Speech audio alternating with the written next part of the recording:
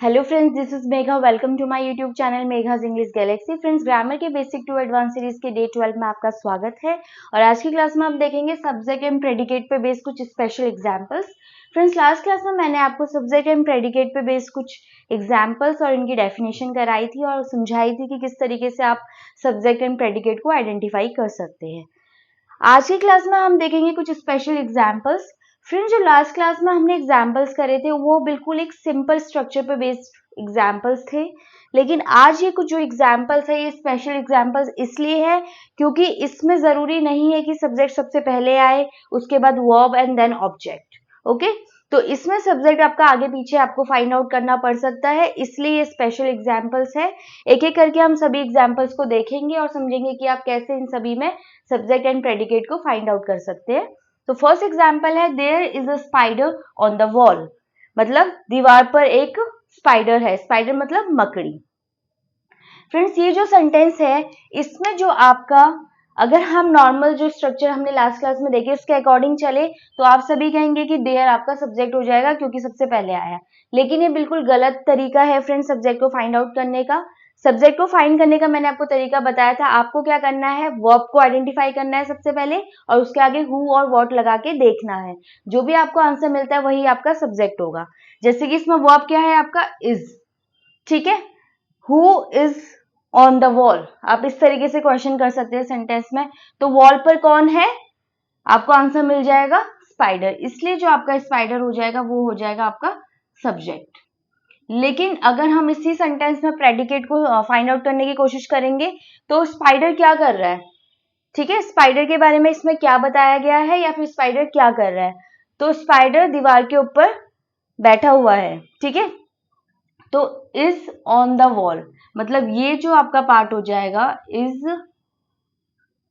On the wall, ये आपका हो जाएगा प्रेडिकेट। ये आपका हो जाएगा प्रेडिकेट। सो फ्रेंड्स, इस टाइप के जो एग्जाम्पल है इसमें एग्जाम्पल्स होते हैं, इसमें जो डेयर होता है ये आपका होता है डमी सब्जेक्ट। डमी का मतलब आप कह सकते हैं फेक सब्जेक्ट। और जो आपका यहाँ पे स्पाइडर है ये है आपका रियल सब्जेक्ट और ये है आपका डमी सब्जेक्ट। ठीक है, तो आपको इस तरीके के सेंटेंसेस में सब्जेक्ट को कैसे आइडेंटिफाई करना है वो समझ आ गया होगा। नेक्स्ट एग्जाम्पल फ्रेंड्स, जो आपका example second, third and seventh and ninth, ये जो 4 एग्जाम्पल्स है इस टाइप के सेंटेंसेस को हम कहते हैं इंपेरेटिव सेंटेंसेस। इंपेरेटिव सेंटेंस का मतलब जिसमें या तो आपको कोई एडवाइस दी जा रही हो, कोई ऑर्डर दिया जा रहा हो, कमांड, या फिर कोई रिक्वेस्ट की जा रही है। इस टाइप के जो आपके सेंटेंसेस होते हैं उन्हें हम बोलते हैं इंपेरेटिव सेंटेंस। और फ्रेंड्स, इस टाइप के सेंटेंसेस में जो आपका सब्जेक्ट होता है वो हिडन बोल सकते हैं आप, उसे डायरेक्टली लिखा नहीं गया होता सेंटेंस में, लेकिन वो आपका वहां पे होता है। मतलब सब्जेक्ट इज अंडरस्टूड, मतलब subject is implied in all these types of sentences. Okay, तो जो आपका क्लोज द डोर, मैं बोल रही हूँ कि दरवाजे बंद करो, अपने दांत ब्रश करो, प्लीज पास द सॉल्ट मतलब प्लीज नमक पास कर दीजिए, don't make so much noise, ज्यादा शोर मत मचाइए। तो इसमें मैं ऑर्डर दे रही हूँ, मैं जब भी ऑर्डर दूंगी मेरे सामने जो कोई होगा इंसान उसी को तो दूंगी ना कि आप दरवाजा खोल दी बंद कर दीजिए, आप अपने दांत ब्रश कर लीजिए। ठीक है, तो मैं सामने मतलब मैं किसको ऑर्डर दूंगी, यू को, यू मतलब सेकंड पर्सन को। इसलिए इस टाइप के जो इंपेरेटिव सेंटेंसेस होते हैं इसमें सब्जेक्ट डायरेक्टली रिटर्न नहीं होता लेकिन ये इम्प्लाइड होता है। और हमेशा जो सब्जेक्ट होता है इंपेरेटिव सेंटेंसेस में वो यू होता है। तो यहाँ पे जो आपका सब्जेक्ट हो जाएगा वो हो जाएगा यू, और जो बाकी जो रिमेनिंग पार्ट है क्लोज द डोर ये आपका हो जाएगा प्रेडिकेट। ठीक है फ्रेंड्स, तो इन सभी सेंटेंसेस में इसमें भी आपका सब्जेक्ट यू हो जाएगा, इसमें भी और इसमें भी। बाकी ये जो है ब्रश योर टीथ, इसमें प्लीज पास द सॉल्ट, और इस वाले सेंटेंस में don't make so much noise, ये सारा का सारे के सारे आपके हो जाएंगे प्रेडिकेट। क्यों प्रेडिकेट है, क्योंकि वर्ब है सब में, इसमें क्लोज, इसमें ब्रश, इसमें पास और इस वाले में डोंट मेक। ठीक है, उसके बाद ऑब्जेक्ट है सभी में, द डोर ऑब्जेक्ट है, यूर टीथ इसमें ऑब्जेक्ट है, द सॉल्ट ऑब्जेक्ट है और सो मच नॉइज ऑब्जेक्ट है। तो फ्रेंड्स, इस तरीके से ये हमारा प्रेडिकेट है और सभी सेंटेंसेस में चारों के चारों को सेंटेंसेस जो है आपका 2, 3 एंड 7th एंड 9th, इन सभी में जो भी आपका सब्जेक्ट है वो है यू। एंड फ्रेंड्स, अगर आपको ऑब्जेक्ट के बारे में नहीं पता तो आप मेरी ऑब्जेक्ट से रिलेटेड जो वीडियो मैंने बनाई है उसे वॉच कर सकते हैं और अपने इस कॉन्सेप्ट को और अच्छे से क्लियर कर सकते हैं। Next example, will you dance with me.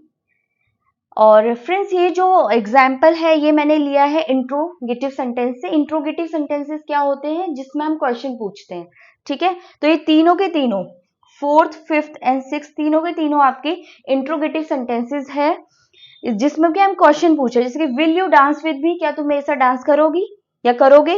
Where did you put my keys, आपने मेरी चाबी कहाँ रखी। Who is sitting in my chair, मेरी चेयर में कौन बैठा हुआ है। हम क्वेश्चन पूछ रहे हैं और क्वेश्चन पूछने के 3 तरीके मैंने यहाँ पे लिखे हैं, जिसमें कि सबसे पहला है आप हेल्पिंग वर्ब, देन आपका सब्जेक्ट, उसके बाद मेन वर्ब और उसके बाद जो भी आपका रिमेनिंग पार्ट ऑब्जेक्ट वगैरह वो। इस वाले सेंटेंसेस में सबसे पहले WH वर्ड, उसके बाद ऑक्सिलरी वर्ब या फिर हेल्पिंग वर्ब, फिर सब्जेक्ट और उसके बाद आपका मेन वर्ब। और जो लास्ट वाला है सी में, उसमें सबसे पहले ही आपका WH वर्ड आ जाता है, उसके बाद हेल्पिंग वर्ब और देन मेन वर्ब और उसके बाद remaining part.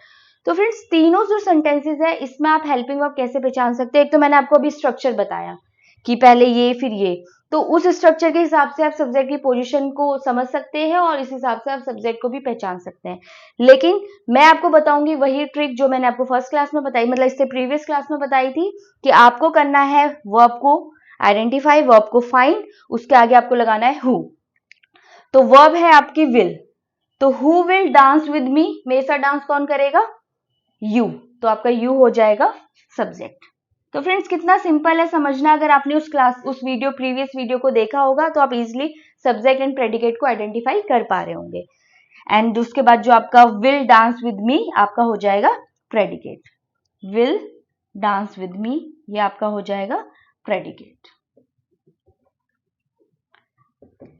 Next example, where did you put my keys. ठीक है, आपका यहाँ पे सबसे पहले क्या फाइंड करना है, वर्ब को फाइंड करना है, डिड, ठीक है। उसके आगे लगाना है हु, या जैसे आप यहाँ पे पुट मेन वर्ब को फाइंड करिए पहले आप, ठीक है। मेन वर्ब को फाइंड किया, put my keys, who put my keys.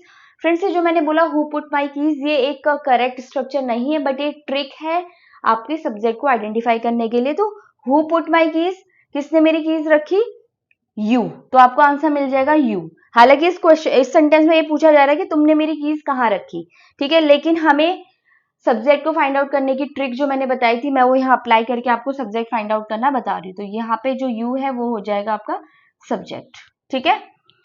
तो और इसके अलावा आपका प्रेडिकेट क्या हो जाएगा, डिड पुट माई कीज, ठीक है। तो ये जो पार्ट हो जाएगा डिड पुट माई कीज, ये आपका हो जाएगा अगेन प्रेडिकेट।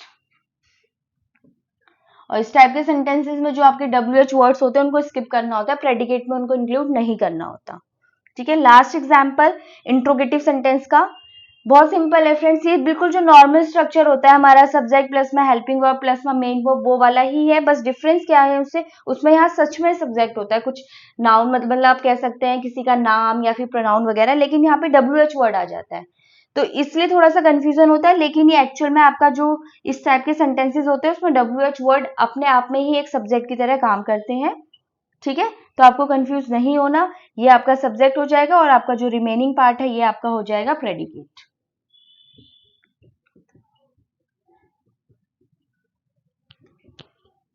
सेवंथ हमने कर लिया है, 9th भी कर लिया, बस अब रहते हैं आपके 8th एंड 10th। 8th जो सेंटेंस है, wow that magician perform an amazing trick, कि वाओ उस जो जादूगर है उसने एक बिल्कुल अमेजिंग ट्रिक को परफॉर्म किया, मतलब किया उसने, ठीक है।